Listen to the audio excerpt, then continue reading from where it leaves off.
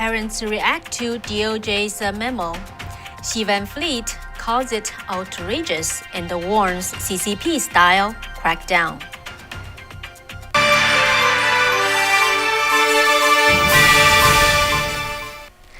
Hello everyone, welcome to the Wei and Kathy show. So today I'm gonna just focus on the feature story. What are the parents' reaction to the Justice Department's recent move to direct the FBI and other law enforcement to investigate what is called a disturbing trend of threats of violence at school board meetings? This directive followed a letter from the National School Board Association, which asked President Biden and his administration to treat parents' protests at school board meetings as possible act of domestic terrorism. So what would be the consequence if people just go along with this? I sat down with Xi Van Fleet, the Virginia mom who experienced the Cultural Revolution in China earlier today, to share her insights to this issue. So first of all, Xi, what's your take on the Department of Justice move? Outrageous. It's absolutely outrageous. So when I heard that, but at the same time, it does not sound very strange because the same thing has happened here, right? We see the Trump supporters were called deplorables, and then they were called racists, white supremacists, and now they are called rioters and insurrectionists. So it is, and they were called domestic terrorists. So the same thing now is happening to parents. So it's not surprising, yet it is just outrageous. The Loudoun County parents, at the forefront of fighting against the critical race theory. So how do you think this type of message, have an effect on the parents? Yeah, I have been very much involved with Loudoun parents, and I've been to a school board meeting. Of course, that's where I made my speech there. And after that, I've been to many, many rallies, and it was always peaceful. Okay, the parents may have used some angry words. Why can't they? They are angry. Okay, so I think this is obviously aimed at intimidating the parents and stop them from going to the school board meetings to voice their concerns. If you ask me, it might work on some people, but I believe this will backfire. Because if intimidation works, I say America has fallen a long time ago. I think this will weaken so many people who never been to the school board meeting, because this is something they can relate to themselves. One day, if they go somewhere, voice their concern about some other matters, would that same thing happen to them? I think the conclusion to most people is yes, the same thing will happen to us. So this is intimidation to all Americans, not just parents. In talking about you think the parents are rightly so to get angry, it was reported that one of the parents, he was arrested at one of the school board meetings back in June, and it was reported that why he got so angry was because his daughter was sexually harassed, but the school board actually quietly assaulted. All right. Yeah. And allowed the student who committed the assaulting to just quietly transfer to another school. Are you aware of that? Yes. I learned about, this 2 days ago. So it was reported that father, Mr. Smith, who was arrested at the Loudoun County School Board meeting, his daughter was sexually assaulted by a so-called gender-fluid student at the school locker room. Shortly after that incident, the school board passed the transgender policy. So does this father have the rights to get angry, but peacefully demand conversation with the school board. So right now, we don't know yet if and what FBI would do to those parents who may be outspoken or even become emotional at times at the school board meetings. But what do you think the consequence would be if some people just got intimidated and go along with such kind of a policy? I think this is very important to really understand. This, even if you obey, and that's what they want you to do, to obey, so you stop doing what your constitution guaranteed you, the rights to go and voice your concern to elected officials and the officials whom the salary came out of your tax-paying dollars. And you understand, if this happened and you obey, and the next is other things that you want to voice your concern about. So if you obey today, and you have to obey next time, and the next time, until one day you realize your freedom is all gone, and you have no voice left. So if you understand that, and you want to go there, that's your choice. I think most Americans would not make that choice. They will say, this is my constitution rights. No one can intimidate me and silence me and stop me from doing what is guaranteed by our constitution. So she has been warning about the similarity of what's going on in the schools here to what happened in the Cultural Revolution in Communist China. With this most recent development, what do you think people should be aware of? It is important to understand what kind of education system in a communist country. And of course, I have direct experience of China. And the educational system in China is totally controlled by the Communist Party. From day one, the day that the CCP took over China in 1949, one of the first things they did is they gathered all the school teachers because they were the teachers of the past of the old China. They have to be converted.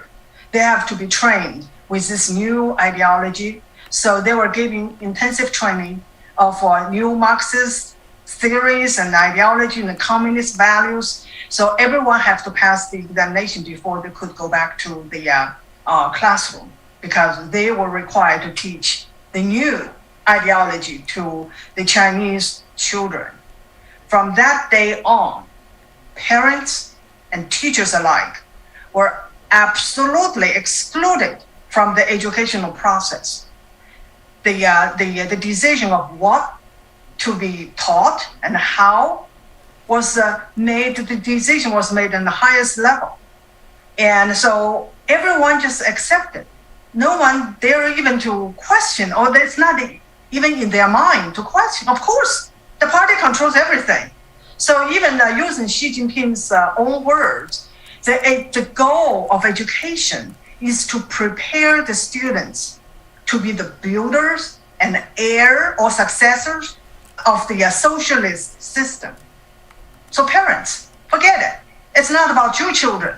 The children belong to the party. And the goal is to prepare them for the socialist cause. And that's what the left wants implemented here. And they have been very successful. They have already controlled our educational system, total control of the higher education. They control our schools. They control our school board. And they control the school teachers union. They control National School Board Association. They control everything. And mostly the parents were not aware until the pandemic. This is one of the good side effects. For the first time, parents were able to see what's going on, what's really going on in the classroom. And they were outraged, and rightly so. And that's why they went to the school board and express their outrage and express their concerns. Well, this cannot be tolerated, right? We have everything, we have our plan in place. Now the parents come over and disrupt our plan. This has to be dealt with. So in the very beginning, they just call those parents racists. Well, what that do? The parents may lose their jobs, they may lose their business, and the livelihood. Of course, that's not good enough. Now they have to upgrade the threat to domestic terrorists. What that do to people? You may lose your freedom. So my question is, what's next? What's next to me is Tiananmen Square style crackdown. So one day, the Americans will find that going to school board to voice your concern, you may risk your life. Is that where we're going? If we don't stop what's going on today, yes, that's where we're going to. And also, the other thing that make me think about the communist China is the school board members. They were elected public officials. We pay their salary. Now they treat the parents as nuisance. They treat the parents as if we're subjects. And I've been to a school board meeting. When I did my speech, everyone was allowed to go in, and at least you can sit there. No, they changed the rule, so only 10 people can go in at a time. And one day, I was there too, and it was pouring rain, and the parents were just dripping wet outside. There's no shade, and then before they were 10 at a time allowed to go in and talk to this. Those are rulers. They become rulers, and that's what's happening in China. To see those bureaucrats, yeah, it's like to see the rulers. Parents have no voice. Parents have no say, and that's what's going on today. Yeah, indeed, it's reported that they are requiring whoever who wants to make the public speech to present ID, but in order to vote, you don't need the ID, right? And that's how troubling the situation is. The left has really had total control of most of our institutions, and that's why this is very important that parents do not give in. And the school board meeting now become a battlefield across the nation to push back the left agenda, to tell them we're not okay. We're not okay with your CRT, with your mask mandate, with your transgender policies. We're not okay with it. So parents, do not give in. Since you are with the parents in Loudoun County, how do you sense their sentimentality right now, and what's your suggestions to the parents? I talked to quite a few, and they're all outraged. And just let you know, this coming Sunday, there will be a rally in front of DOJ in DC. And then I think the name of the rally is Parents Are Not Terrorists, are not domestic terrorists. So I think that's the sentiment among parents.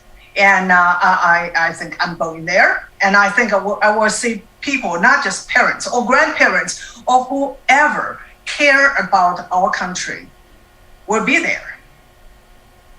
And that's the only way going forward.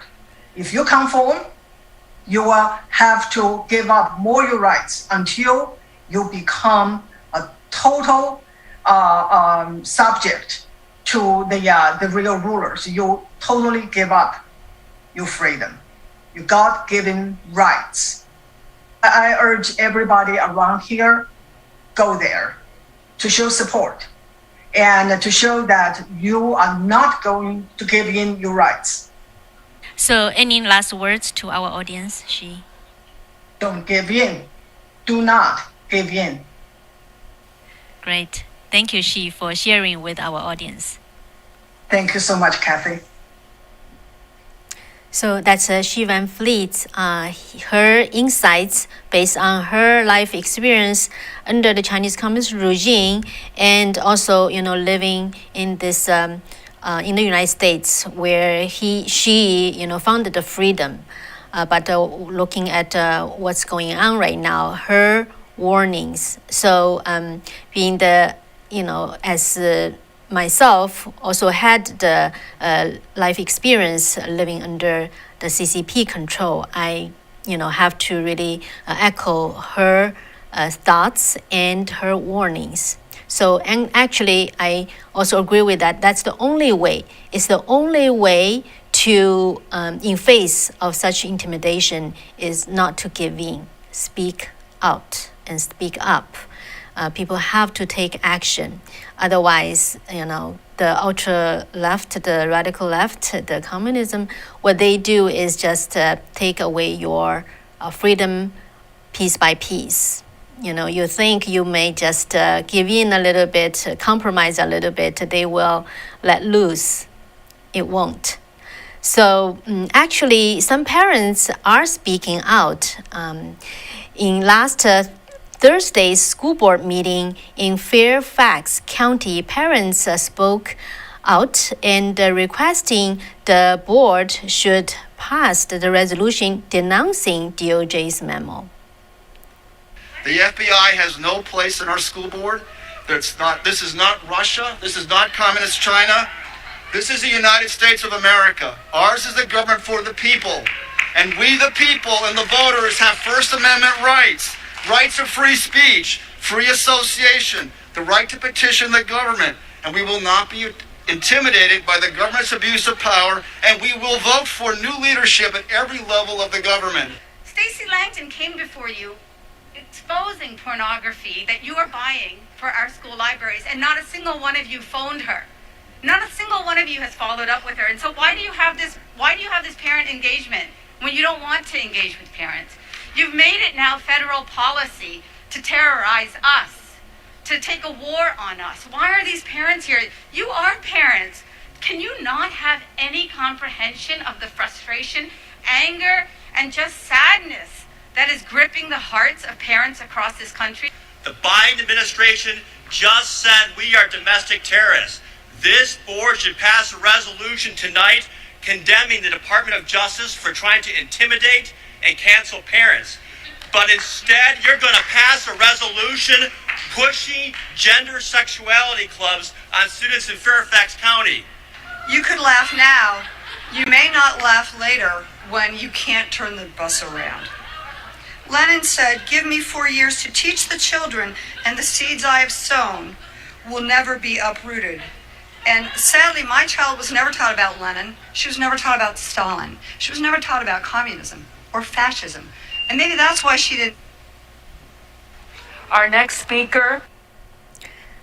Okay, so the last speaker you heard, the mom was talking about, and as soon as her minutes was done, and they just silenced her mic. So actually, there's the video continues where she just put her paper around her mouth, try to just say the last words, and the mic just silenced. So I saw some comments in the show that Joseph said, if I were to die embracing my God-given constitutional rights, then I would have died a free man. Yes, and Lin shared that the USA is now Hong Kong. China installed their chosen leader in Hong Kong. In the United States, this happened too. But what I think is still different is we are still now America. We the people still is in charge. But unfortunately, the ultra left, the communism, is trying. Trying very hard, try to take over. So, but it's their hope. I do think so. As you see, the parents are speaking up. Just need more and more parents and the people speak up.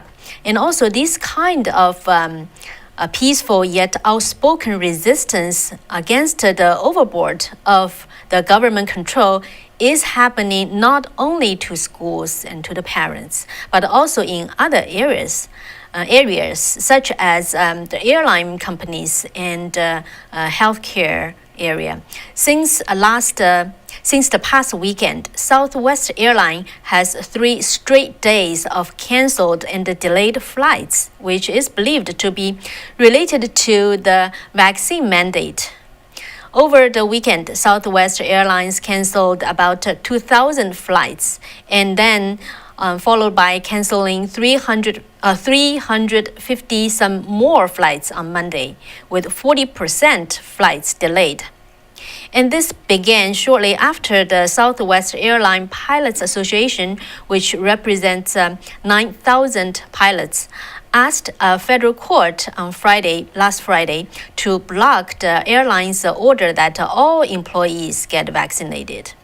The association argued that the Southwest Airlines must negotiate over the issue because it could involve sick leave or disability if pilots have a reaction to the vaccine. So right after this lawsuit on Saturday, then followed by Sunday and Monday, 3 straight days of the cancellation of the flights. Although the company claimed that it's due to weather challenges compounded by unexpected air traffic control issues.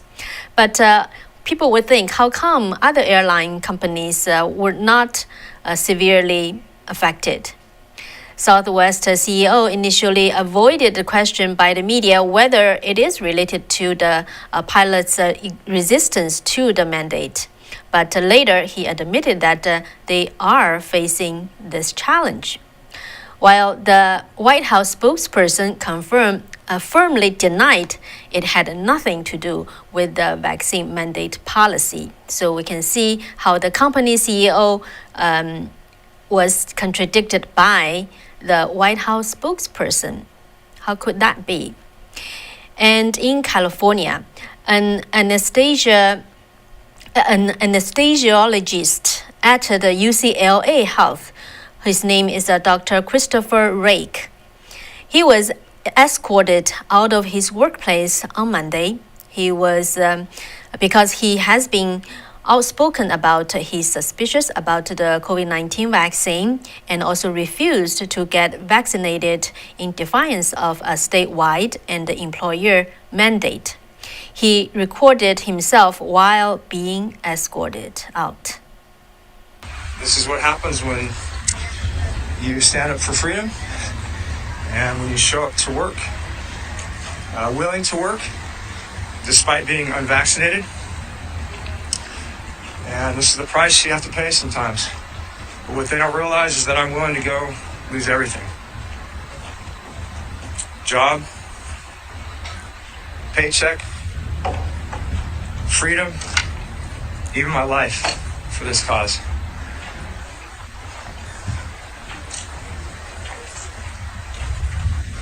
Be well. United we stand. Divided we fall. And another medical doctor in California, Dr. Aaron Kheriaty, who is the director of medical ethics of the UC Irvine, he was put on investigatory leave after he challenged the constitutionality of the UC's vaccine mandate. The doctor believes that natural immunity following COVID infection is equal to or indeed superior to vaccine-mediated immunity. And he said thus forcing those with natural immunity to be vaccinated introduces unnecessary risks without commensurate benefits either to individuals or to the population as a whole, and violates their equal protection rights guaranteed under the Constitution's 14th Amendment. So he stated that he has no intention at this time of resigning, withdrawing his lawsuit, or having an unnecessary medical intervention forced on him in spite of these challenging circumstances. So I, tried to contact him, and his email actually just said that he was put on this investigatory leave and asked to contact him in a private email. So his fate, is still up in the air. We don't know what's gonna happen to him. Although, as you can see, even in California, this is happening in California. So more Americans just starting to realize this type of government control, government overboard actions are, harming people's rights and the God-given rights under the Constitution. So, how do you think? I welcome more comments. And Louis said, it's taking more than one patriot citizen to stand up to this fascist, starting forming your friends and the family militias. Yes, and it does take more than one, but one by one, it really adds to the power. And Louis said that this man is patriot. So, yeah, and I saw some comments saying that if, every employee in different companies just do the same thing as what the pilots at the Southwest does, it would really make a difference. And so, it really up to everyone, each one of us, what to do, and to see, if you really see the danger of this threat coming, or you just think go along and it will become better. According to our own experience under those type of authoritarian regime, it won't get better if you compromise. The only way, like she said, is really to stand up and speak out. Okay, so that's it for today. I hope you enjoyed this story, and so keep strong. And Marty said, keep your power dry and armored up. Okay. All right. So please leave your comments and also just share our show. This is the best support that we can get from you. Need more people to get to know more, to be aware of what we are facing right now. Get informed, and then people can decide what they can do, what they should do. All right. Thank you so much, and take care. We'll see you on Friday. Bye-bye.